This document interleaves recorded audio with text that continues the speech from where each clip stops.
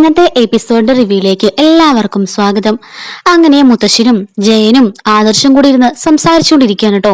അപ്പോഴേക്കും അവര് പറയുന്നുണ്ട്, മുത്തശ്ശ നമുക്ക് വേറെ എങ്ങോട്ടെങ്കിലും പോകാം, യുണൈറ്റഡ് സ്റ്റേറ്റ്സിലൊക്കെ ഇപ്പൊ നല്ല ചികിത്സയാ, അതിന് നമുക്ക് അങ്ങോട്ടേക്ക് പോകാന്ന് പറയുമ്പോ മുത്തശ്ശൻ പറയുന്നുണ്ട്, ഇല്ല മോനെ, എങ്ങോട്ടേക്ക് പോയാലും എന്റെ വിധി എഴുതപ്പെട്ട് കഴിഞ്ഞതാ. ഡോക്ടർ പറഞ്ഞത് കേട്ടതല്ലേ, ഫൈനൽ സ്റ്റേജ് ആണെന്ന്, അതുകൊണ്ട് ഇനിയിപ്പോ ഒന്നും ചെയ്യാൻ കഴിയില്ല, അതുകൊണ്ട് വെറുതെ നിങ്ങൾ അതിനുവേണ്ടി മെനക്കെടണ്ട എന്നൊക്കെ പറയുന്നു. അപ്പോഴേക്കും ആദർശ് പറയണം, മുത്തശ്ശ ഇത്രയുമൊക്കെ അറിഞ്ഞിട്ടും ഞങ്ങളെ കൊണ്ടൊന്നും ചെയ്യാൻ പറ്റുന്നില്ലോ എന്നോർത്ത് ഞങ്ങൾക്ക് ഗിൽറ്റി ഫീൽ ചെയ്യുന്നു പറയുമ്പോൾ മുത്തശ്ശൻ പറയാണ്, അങ്ങനെയൊന്നും മക്കളെ ഫീൽ ചെയ്യണ്ട, ഈ മുത്തശ്ശന് ഒരു കുഴപ്പമില്ല. മുത്തശ്ശൻ ജനിക്കുന്നതിന് മുമ്പേ തന്നെ ഈശ്വരൻ എന്റെ കഥ എഴുതി കഴിഞ്ഞതാ, അതുകൊണ്ട് മക്കൾ അതോർത്ത് വിഷമിക്കൊന്നും വേണ്ട എന്നൊക്കെ പറയുന്നു. എന്നിട്ട് മുത്തശ്ശൻ പറയാണ്, ഞാൻ മരിച്ചു പോയാലും. അപ്പോഴേ ആദർശ് പറയുന്നു, അയ്യോ അങ്ങനൊന്നും പറയില്ലേ മുത്തശ്ശ എന്ന് പറയുമ്പം, യാഥാർത്ഥ്യമല്ലേ ആദർശ് ഞാൻ പറഞ്ഞത്, അതിനെന്തിനാ നീ തടുക്കുന്നത്? ഞാൻ മരിച്ചു പോയാലും എന്റെ ആത്മാവ് ദാ ഈ വീടിനുള്ളിൽ തന്നെ കാണും എന്നും. അപ്പോ എനിക്ക് ഈ വീട് വെട്ടിക്കീറി മുറിക്കുന്നത് കാണേണ്ട അവസ്ഥ ഉണ്ടാകരുത് ജയ. എനിക്ക് ശേഷം ഞാൻ എല്ലാം ഏൽപ്പിക്കുന്നത് നിന്നെയാണ്. നീ വേണം ഈ വീട് എന്നെ പോലെ മുമ്പോട്ട് കൊണ്ടുപോകാൻ. സത്യവും നീതിയും മാത്രമേ ഇവിടെ ജയിക്കാവുള്ളൂ, അല്ലാതെ ഒരാളുടെ പക്ഷം പിടിച്ച് ഒരിക്കലും സംസാരിക്കരുത്. ന്യായം ആരുടെ ഭാഗത്താണോ അവർക്ക് വേണ്ടി മാത്രമേ സംസാരിക്കാവുള്ളൂ, അവർക്ക് വേണ്ടി മാത്രമേ ഇതാക്കാവുള്ളൂ എന്നൊക്കെ പറഞ്ഞ് മുത്തശ്ശൻ ഉപദേശിക്കുന്നുണ്ട് കേട്ടോ. എന്നിട്ട് പറയാണ്, എനിക്ക് ഇങ്ങനെ നമ്മള് അമേരിക്കയിലേക്ക് പോകാമെന്ന് പറയുമ്പോൾ മുത്തശ്ശൻ പറയുന്നുണ്ട്, ഒരിക്കലും ഇല്ല, ഞാൻ എന്റെ ഈ വീട്ടിൽ കിടന്ന് എന്റെ ഈ രാജ്യത്ത് എന്റെ ഈ മണ്ണിൽ കിടന്നാണ് മരിക്കാനല്ലാതെ വേറെ വെളിനാട്ടിൽ പോയിന്ന് മരിക്കാൻ എനിക്ക് തീരെ താല്പര്യമില്ല. ഈ വീട്ടില് എന്റെ ഭാര്യയുടെ മടി കിടന്ന് വേണം എനിക്ക് മരിക്കാനെന്ന് മുത്തശ്ശൻ പറയുന്നുണ്ട്.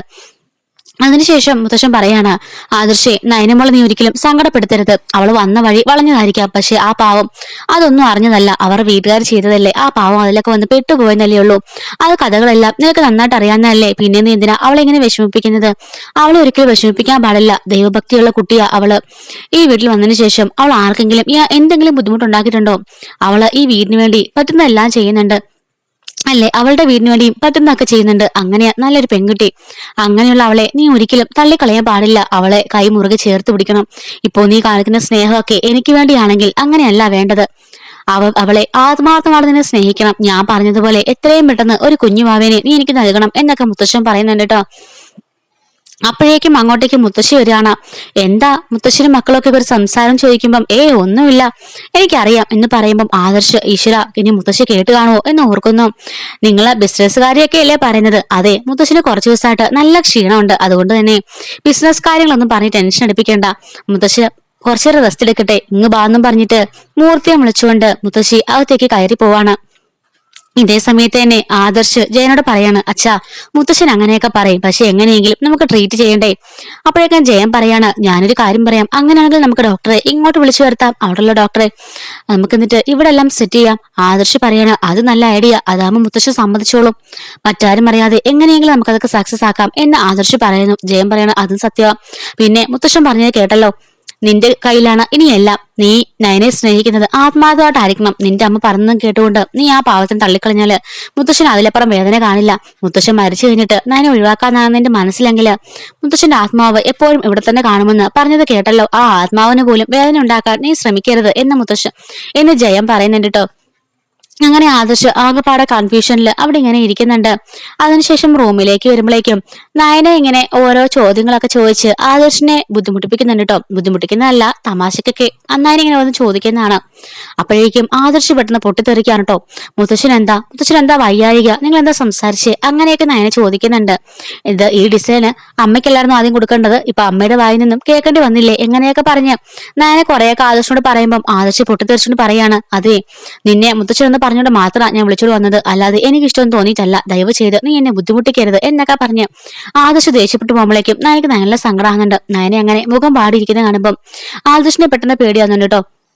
ഇതെങ്ങാനും മുത്തശ്ശൻ കണ്ടോണ്ട് വന്നാല് ഇവളത് പറഞ്ഞു കഴിഞ്ഞാൽ വലിയ പ്രശ്നമാണെന്ന് പറഞ്ഞിട്ട് വീണ്ടും പോയിട്ട് പറയാണ്, നയന ഞാൻ നല്ല ബിസിനസ്സിന് സ്ട്രെസ്സില്ല, അതുകൊണ്ട് നീ എന്നെ ഇപ്പൊ ടോർച്ചർ ചെയ്തത്, അതുകൊണ്ട് ഞാൻ അങ്ങനെയൊക്കെ പറഞ്ഞത്, അല്ലാതെ നിന്നോട് ഇഷ്ടക്കേട് ഉണ്ടായിട്ടൊന്നും അല്ല. ഈ സമയത്ത് എനിക്ക് കുറച്ച് സമാധാനം വേണം, നീ എന്നോട് അധികം സംസാരിക്കാനോ ഒരുപാട് ദേഷ്യപ്പെടാനൊന്നും വരരുത്, ദയവ് ചെയ്ത് പ്ലീസ് എന്ന് പറഞ്ഞിട്ട് പോകുമ്പോഴേക്കും നയനെ പറയാണ്, എനിക്ക് മനസ്സിലാവും ആദർശേട്ടാ, ആ ബിസിനസ്സിലുള്ള ടെൻഷനൊക്കെ അതൊക്കെ ഞാൻ അഡ്ജസ്റ്റ് ചെയ്തോളാം എന്ന് നയന പറയുന്നുണ്ട്. പിന്നീട് കാണിക്കുന്നത് നമ്മുടെ നന്ദുവൊക്കെ അവിടെ അടി ഉണ്ടാക്കുന്നുണ്ടല്ലോ. ഈ സമയത്ത് കനകവും ഗോവിന്ദനും കൂടി അങ്ങോട്ടേക്ക് വരുന്നുണ്ട്. എന്നിട്ട് കനകം പറയാണ്, സാധാരണ നാട്ടിലുള്ള ആമ്പിള്ളാരുടെ മാതാപിതാക്കളായി തിരക്കും വിഷമം ഈ ഒരു സമയം കഴിഞ്ഞാല് ആമക്കൾ എവിടെയായിരിക്കും, എന്തൊക്കെ പ്രശ്നം ഉണ്ടാക്കി ഓർത്ത് അവരവിടെ കിടന്ന് ബഹളം ഉണ്ടാക്കും. എന്നാൽ ഇവിടെ ഇപ്പം ഇവളുടെ കാര്യത്തില് ആമ്പിള്ളേരെക്കാട്ടിലും കഷ്ടവാ, ഇവളെ ഇങ്ങനെ അഴിച്ചുവിട്ടാ പറ്റില്ല എന്നൊക്കെ പറഞ്ഞിട്ട് കനകം പറയുന്നുണ്ട്. ഇതേ സമയത്ത് തന്നെ അനിയുടെ തല പൊട്ടി നന്ദു മരുന്നൊക്കെ വെച്ച് കെട്ടിവിടുന്നുണ്ടല്ലോ. അതും പറഞ്ഞ് കനകം കുറെ ദേഷ്യപ്പെടുന്നുണ്ട് കേട്ടോ നന്ദുവിനോട്. ഇനി മേലാൽ ഗ്രൗണ്ടിലേക്കെന്നും പറഞ്ഞ് ഇറങ്ങിയാൽ ശരിയാക്കി കളയുമെന്ന് പറയാണ്. നന്ദുവിന്റെ കൂട്ടുകാരെയൊക്കെ വിളിച്ച് കനകം ഒരുപാട് വഴക്ക് പറയുന്നുണ്ട് കേട്ടോ. ഞാൻ നന്ദുവിനെയും കൂട്ടിക്കൊണ്ട് അവർ വീട്ടിലേക്ക് പോകുന്നുണ്ട്. ഇതേ സമയത്ത് വീട്ടിലേക്ക് കയറി നന്ദു ഇങ്ങനെ അനിയനെ വീട്ടിലോണ്ടാക്കുന്നുണ്ടല്ലോ. കയറി വരുന്ന അനിയെ കണ്ടിട്ട് എല്ലാരും അയ്യോ മോനെ എന്താ പറ്റിയെന്നൊക്കെ ചോദിക്കുമ്പോ ഉരുണ്ട് വീണതാണെന്നൊക്കെ പറഞ്ഞ് നന്ദു അനി അത് അഡ്ജസ്റ്റ് ചെയ്യുന്നുണ്ട് കേട്ടോ. അപ്പൊ എല്ലാരും ഇങ്ങനെ ഹാളിൽ നിരന്ന് അവനോട് ചോദിച്ചുകൊണ്ടൊക്കെ ഇരിക്കുകയാണ് ഓരോ കാര്യങ്ങള്. നീ ഇപ്പൊ എങ്ങോട്ടൊക്കെയാ പോകുന്ന പോലും ഒരു പിടുത്തവും ഇല്ല, പെട്ടെന്ന് ഇറങ്ങി പോകുന്നതും കാണാം എന്നൊക്കെ പറഞ്ഞ് എല്ലാരും വഴക്ക് പറയാണ്.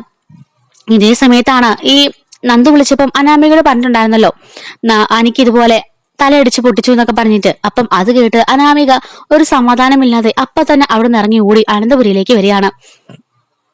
എല്ലാവരുടെ മുമ്പിൽ എല്ലാവരും നിൽക്കുകയാണെന്ന് പോലും ഓർക്കാതെ അനാമിക ഓടി കയറി നന്ദുവിനെ ഇങ്ങനെ പിടിച്ചിട്ട് അനിയെ ഇങ്ങനെ പിടിച്ചിട്ട് അനി എന്താ പറ്റിയ അനിക്ക് എന്താ സംഭവിച്ചേ?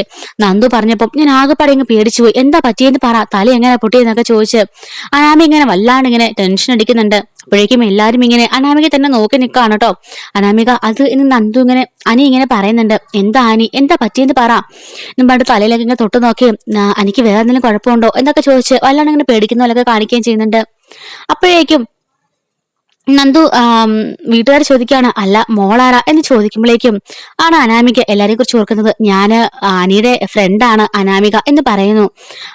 ഇതാണോ നീ പറഞ്ഞ ആരാധിക എന്ന് ചോദിച്ച് കളിയാക്കാനിട്ട് എല്ലാരും. അതെ എന്ന് അനിയും പറയുന്നു. ആഹാ കൊള്ളാലോ, ആരാധികമാരിപ്പോ വീട്ടിലേക്കൊക്കെ വരാൻ തുടങ്ങിയല്ലേ എന്നൊക്കെ ചോദിക്കുന്നുണ്ട് ജാനകിയും. അങ്ങനെ എന്താ ഇത്ര ടെൻഷൻ, എനിക്കൊരു അപകടം പറ്റിയപ്പം ടെൻഷൻ കണ്ടില്ല എന്നൊക്കെ പറഞ്ഞ് എല്ലാരും അനാമികനെ കളിയാക്കുന്നുണ്ട്. അങ്ങനെ അനാമികയുടെ വിശേഷങ്ങളും വീട്ടു കാര്യങ്ങളും എല്ലാം എല്ലാരും ചോദിക്കുന്നു കേട്ടോ. അനാമിക പറയാണ് ബാ നമുക്ക് ഹോസ്പിറ്റലിലേക്ക് പോവാന്ന് പറയുമ്പോഴേക്കും അനി പറയാണ് അത്രയ്ക്കൊന്നും ഇല്ല, നന്ദു എനിക്ക് വഴുന്നച്ച് കെട്ടിത്തന്നു എന്നൊക്കെ പറയുന്നുണ്ട് കേട്ടോ. അങ്ങനെ എല്ലാവർക്കും ഈ അനാമികയ്ക്ക് നന്ദുവിന് അനി ഇഷ്ടമാണെന്നുള്ള കാര്യം മനസ്സിലാവുന്നുണ്ട് കേട്ടോ. എന്നാൽ ഇതേ സമയത്ത് തന്നെ നന്ദുവിന്റെ മനസ്സ് ആകെപ്പാടെ കൺഫ്യൂഷൻ അടിച്ച് നടക്കുകയാണ്. കാരണം കനകം പറയുന്നുണ്ട് നിന്റെ ആ ഒരു അനിയോടുള്ള ബിഹേവിയർ ഒക്കെ കണ്ടിട്ട് എനിക്ക് എന്തോ പോലെ തോന്നുന്നു, എന്തായാലും മൂന്നാമത്തെവളെയും കൂടി ആ വീട്ടിലേക്ക് കെട്ടിച്ചിടാൻ എനിക്ക് ഉദ്ദേശമില്ല എന്ന് പറഞ്ഞാണ് കേട്ടോ കനകം പോകുന്നത്. അപ്പൊ അതിലെന്തെങ്കിലും അർത്ഥമുണ്ടോ, ഞാൻ ഈ കാണിക്കുന്നതൊക്കെ അതുപോലെയാണോ എന്നൊക്കെ ഓർത്തിട്ട് നന്ദുവിന് യാതൊരു സമാധാനമില്ലാതെ അങ്ങോട്ടും ഇങ്ങോട്ടും ഇങ്ങനെ നടന്നുകൊണ്ടിരിക്കുകയാണ് കേട്ടോ. ഈശ്വര എന്തായിരിക്കും എന്റെ മനസ്സിന് സംഭവിച്ചത് എന്നൊക്കെ പറഞ്ഞിട്ട് അങ്ങനെ ശരിക്കും അനിയും അനാമികയായിട്ട് പ്രണയത്തിലാവുകയാണ്. ഇതേ സമയത്ത് നന്ദുവിന് അനിയോടും പ്രണയം തുടങ്ങുകയാണ് കേട്ടോ. അങ്ങനെ ഒരു ട്രയാങ്കിൾ ലവ് സ്റ്റോറിയിലേക്ക് ആ ഒരു ട്രാക്ക് മാറുകയാണ്. ഇതേ സമയത്ത് തന്നെ നയന ആകെപ്പാടെ കൺഫ്യൂഷൻ അടിച്ച് നിൽക്കുകയാണ് കേട്ടോ. എന്നാൽ നവ്യാണെങ്കിലോ ഇതൊന്നും ഇതാവാതെ എങ്ങനെയെങ്കിലും ജീവിതം ആസ്വദിക്കണം എന്നുള്ള ഒറ്റ ലക്ഷ്യത്തോടുകൂടി തന്നെ നടക്കുകയാണ് കേട്ടോ. അപ്പൊ ഇതാണ് ഇന്നത്തെ എപ്പിസോഡ്. അപ്പം അപ്കമിങ് ആയിട്ടുള്ള റിവ്യൂസും വരാനിരിക്കുന്ന എല്ലാ എപ്പിസോഡ്സും റിവ്യൂസും ഡെയിലി റിവ്യൂസ് നമ്മുടെ ചാനലിൽ അവൈലബിൾ ആണ് കേട്ടോ. സബ്സ്ക്രൈബ് ചെയ്യാത്തവരെ ഒന്ന് സബ്സ്ക്രൈബ് ചെയ്ത് വെച്ചോളൂ. അടുത്ത വീഡിയോയിൽ കാണാം. Thanks for watching.